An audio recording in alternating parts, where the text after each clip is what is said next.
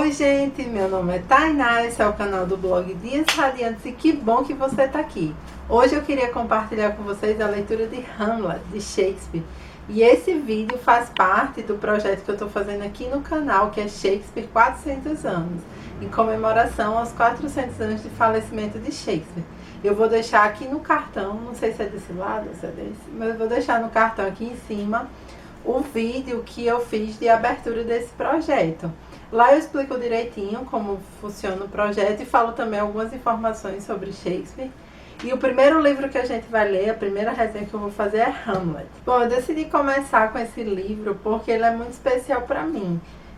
Eu sempre gostei de ler, mas eu nunca tive muito acesso aos livros.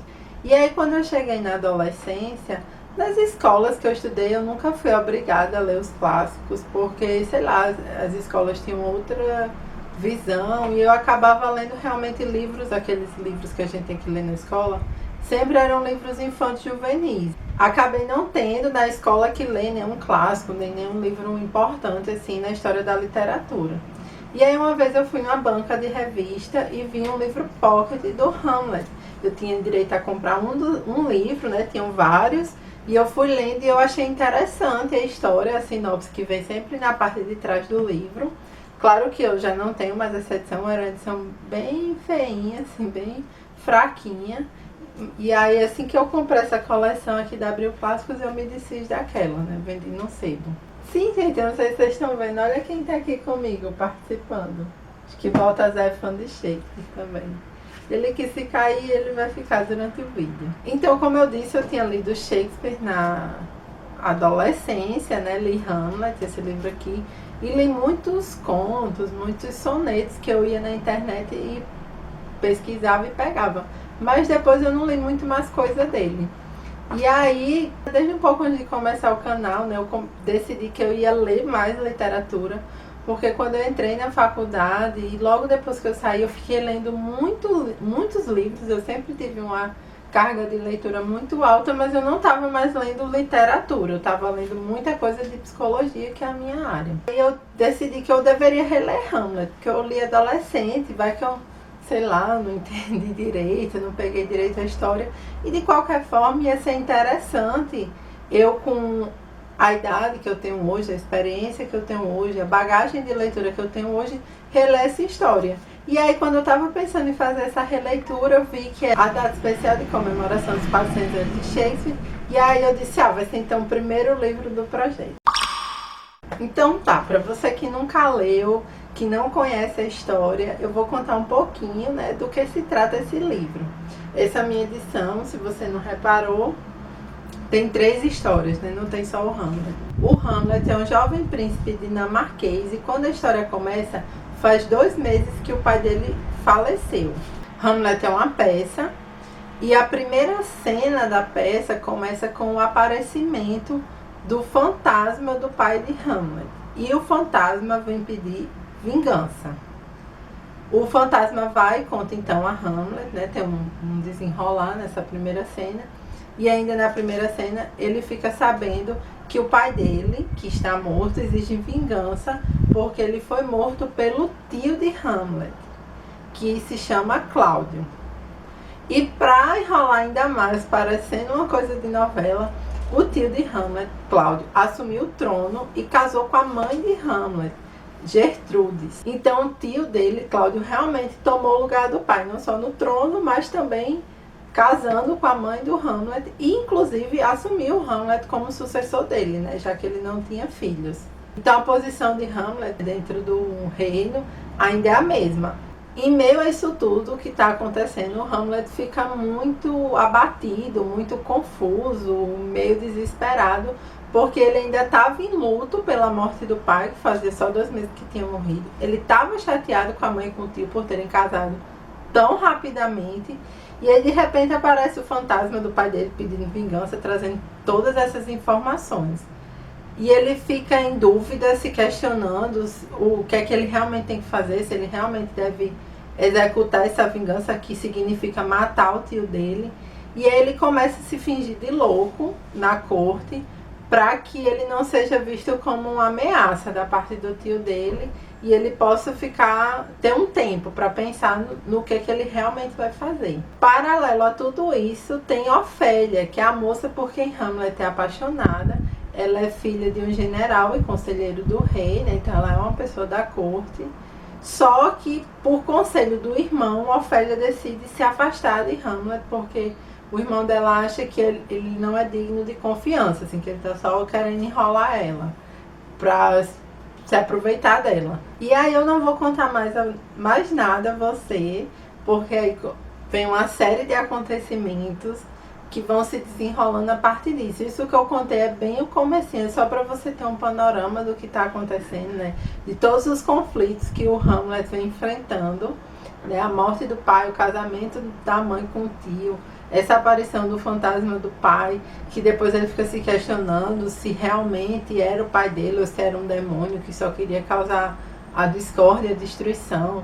A moça de quem ele gosta de repente passa a rejeitar ele. Então é uma série de coisas que está acontecendo na vida dele que ele tem que assumir uma posição e tomar decisões em cima disso.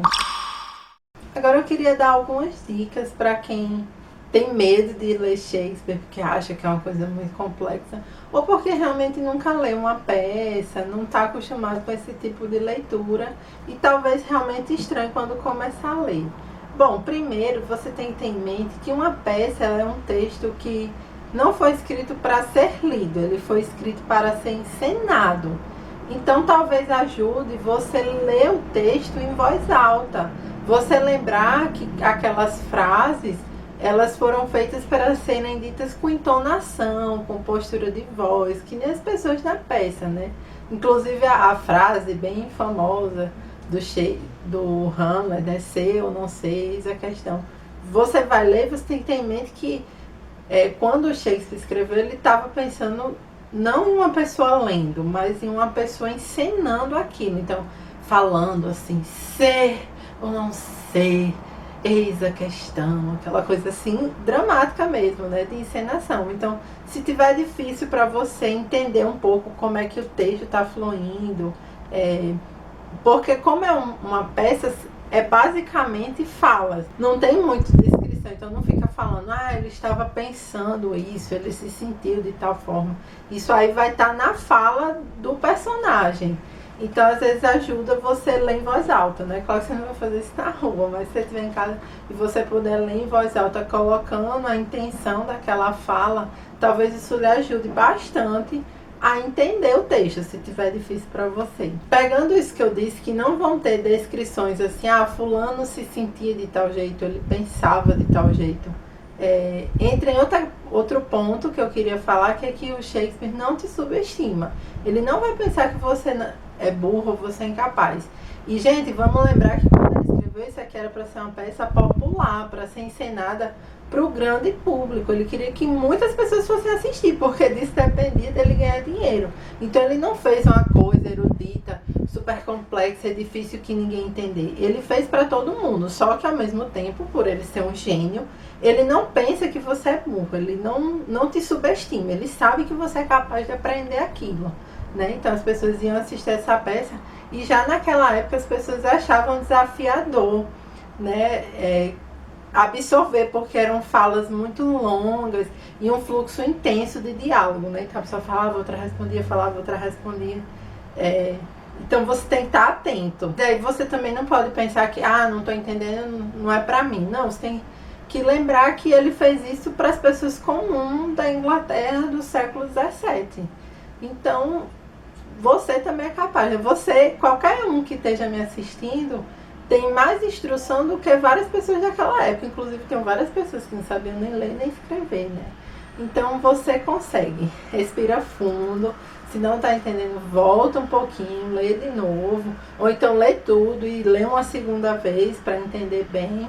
Que foi mais ou menos o que eu fiz na minha primeira leitura. Eu li e alguns trechos eu não entendia nada, algumas cenas, né? Então eu voltava e lia de novo, sem problema nenhum. Até porque quando eu li, eu pegava e achava, caramba, cada frase mais bonita, né? Eu tinha vontade de grifar bastante, assim.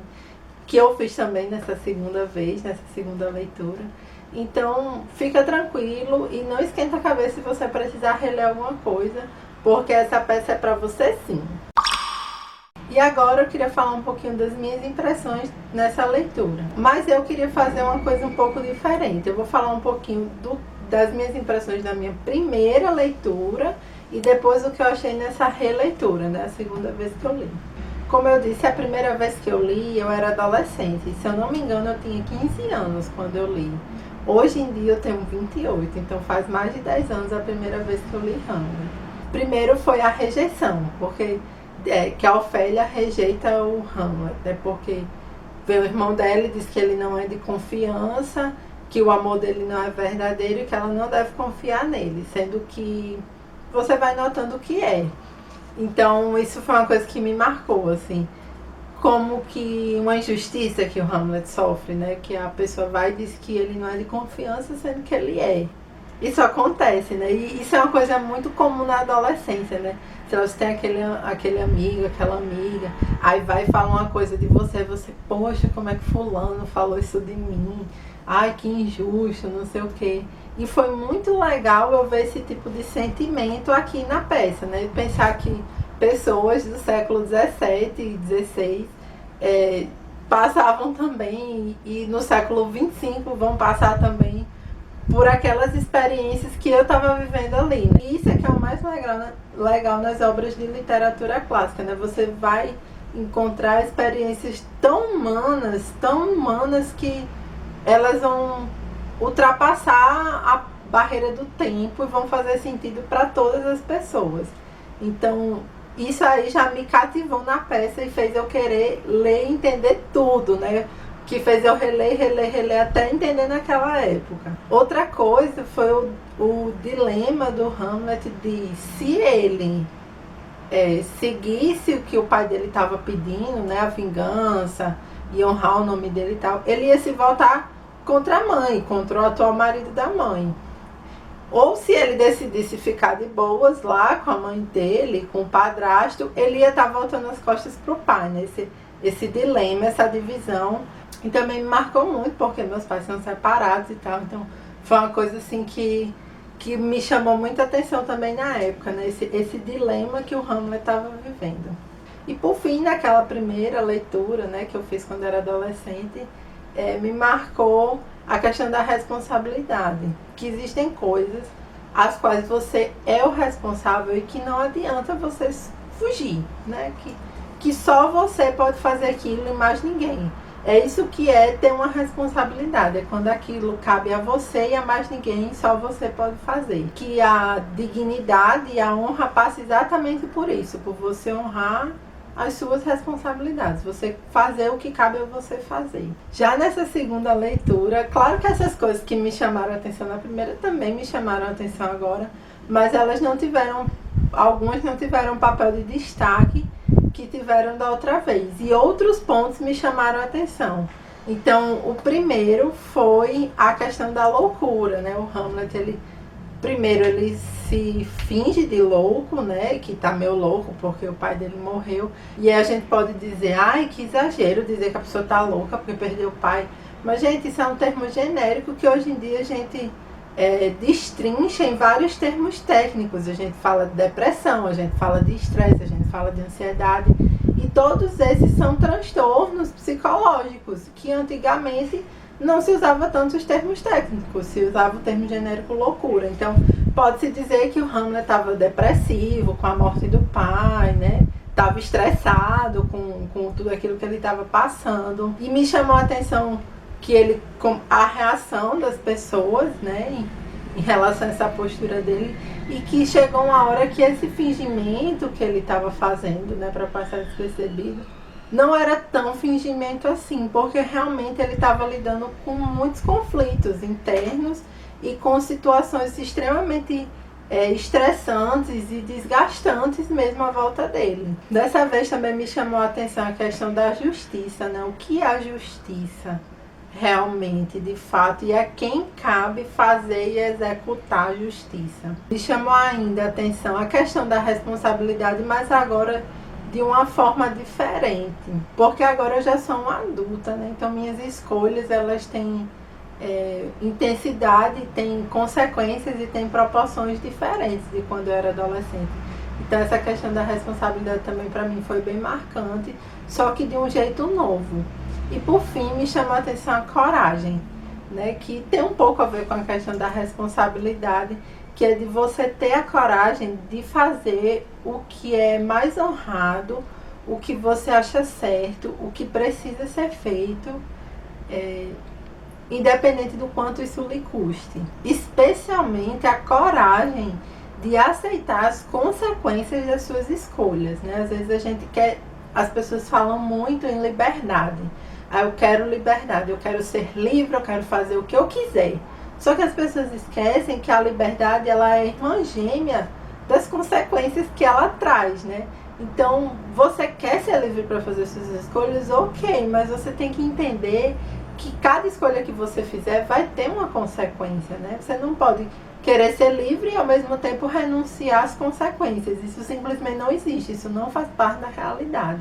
Onde tem luz vai ter sombra, né, dos objetos. Então, onde tem liberdade vão ter as consequências. E às vezes a gente se sente com dificuldade de fazer uma escolha, uma determinada escolha, justamente porque a gente está com medo das consequências, né?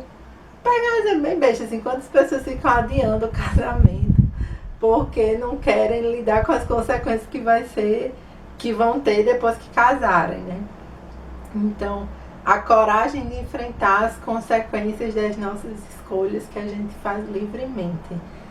Foi uma das coisas mais bonitas assim, que eu vi no personagem do Hamlet, que eu gosto muito. Por fim, eu queria fazer só mais um comentáriozinho, que tem uma metalinguagem dentro dessa peça, porque tem um acontecimento que é uma peça dentro da peça. Isso é um acontecimento que é mais pro final, mas que ele não, se eu comentar aqui, não vai interferir na sua experiência de leitura, assim, não vai ser um spoiler, né? Não vai estragar a sua experiência de leitura. Mas caso você realmente não queira saber, você dá uma puladinha no vídeo curtinho, que é só um comentário breve. Tem uma hora nessa peça que o Hamlet se usa do artifício de encenar uma peça, para que as pessoas vejam o que está acontecendo, e aí a partir da identificação que a pessoa vai ter com o que se passa na peça, ela vai reagir a isso e ele quer checar isso, né? Então, assim, o próprio Shakespeare tinha muita consciência do poder da arte, né? De você se ver no que você está lendo, no que você está assistindo, e que isso vai ter um poder de tocar em coisas interiores dentro de você, e isso vai lhe ajudar e lhe afetar de alguma maneira, né? Assim, você pode lidar e trabalhar problemas que você está vivendo a partir de como o Hamlet está vivendo e resolvendo os problemas dele. E como eu disse no começo, assim, são coisas tão humanas que passam a linha do tempo, né? É um príncipe dinamarquês do século XVII, mas ao mesmo tempo são dilemas que eu e você vivemos. Então, quando a gente vê ele vivendo tudo aquilo, enfrentando tudo aquilo, a gente se sente fortalecido e ao mesmo tempo é uma inspiração. E para encerrar esse vídeo, eu queria dizer que é muito comum as pessoas associarem a cena que o Hamlet segura a caveira com a cena que ele diz a famosa frase, sei ou não sei, eis a questão. Mas na verdade não são a mesma cena, não. Essa cena em que ele diz sei ou não sei, eis a questão, ela é muito antes da cena da caveira. São duas cenas muito lindas, duas cenas muito marcantes, que eu não vou entrar em detalhes porque eu quero que você leia e conheça essa história. Vale a pena, gente. Leia essa história.